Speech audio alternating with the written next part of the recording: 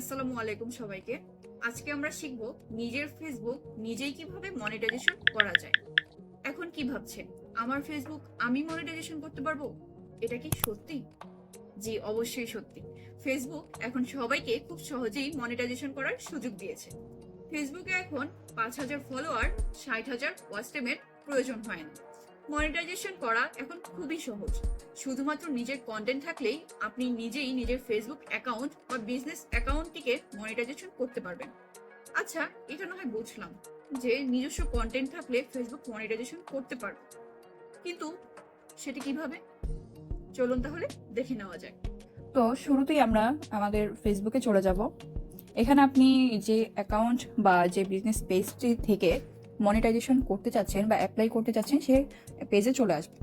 তো এখানে যদি আপনার কন্টেন্টগুলো থাকে, এখানে এই যে কন্টেন্টগুলো রয়েছে, তো এখানে তাহলে আপনি মনিটাইজেশন করতে পারবেন।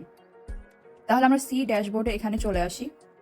এখানে আসার পর এরকম একটা পেজ পাবেন। তো এখানে উপরে দেখতে পাচ্ছেন মনিটাইজেশন, এখানে ক্লিক করলে আপনার এখানে কিছু অপশন দেখাবে। এখানে আপনারা স্টার্সে যাবেন, স্টার্সে গিয়ে আই অ্যাম ইন্টারেস্টেড এখানে দিয়ে দিবেন, সাবমিট ইন্টারেস্ট। আমাদের সাবমিটেড হয়ে গেল। তারপর আমরা ব্যাকে যাব, অ্যাডস অন রিলসে যাব, I am interested, submit interest, শেষ। তারপর বোনাসে যাব, I am interested, submit interest, done. তারপর যাবে Congrats! You've been invited to a new content monetization beta which lets you explore more ways. ব্যাকে subscription, I am interested, submit interest, done. এখন আমরা apply করলাম। অ্যাপ্লাই করার পর আপনাদের এরকম আসবে, আর এখানে একটা লেখা আসে যে অ্যাভেলেবিলিটি, মানে কি this tool isn't available to you yet, we are working on making it available to all creators and will let you know when it becomes available. মানে হচ্ছে আপনার এই কন্টেন্টগুলো পর্যবেক্ষণ করার পর তারা যদি বুঝতে পারছে না এটা আসলে আপনার অ্যাকাউন্ট, তাহলে এখানে অ্যাভেলেবল হয়ে যাবে এবং আপনি এখান থেকে মনিটাইজেশনের মাধ্যমে ইনকাম করতে পারবেন। তো এটা হচ্ছে আমরা অ্যাপ্লাই করলাম মনিটাইজেশনের জন্য। তো এখান থেকে যদি একটু দেখাই,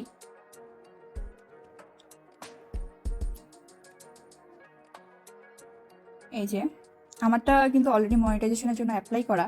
তো মনিটাইজেশনের জন্য অ্যাপ্লাই যখন করা হয়ে যাবে, এই যে আমার এটা হচ্ছে অ্যাভেলেবল করে দিয়েছে স্টার্সের, এটা আসুক, এই যে অ্যাভেলেবল করলে এরকম আসবে আপনাদের কাছে।